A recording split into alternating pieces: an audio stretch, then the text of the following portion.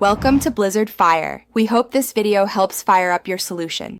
In this video, I will explain how to make a mixed dal. We'll cover everything from selecting the perfect blend of lentils to the final aromatic tempering.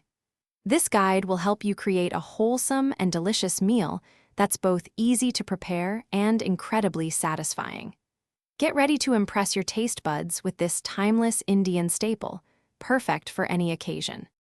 To begin your mixed dal journey, you'll need a blend of 4 different lentils: tur, masoor, moong, and chana dal, about 1/4 cup of each.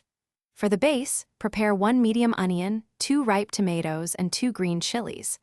Don't forget your essential spices like turmeric, red chili powder, and garam masala, along with ginger garlic paste. First, rinse your mixed dals thoroughly until the water runs clear. Then, combine the rinsed dals with about 3 cups of water and a pinch of turmeric in a pressure cooker. Cook for approximately 3 to 4 whistles, or until the lentils are perfectly soft and mushy.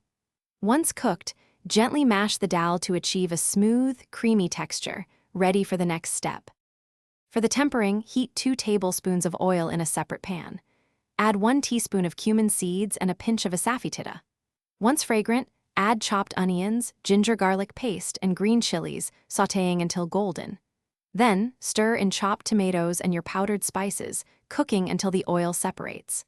Finally, pour this aromatic tempering over your cooked dal, garnish with fresh cilantro, and serve hot with rice or bread.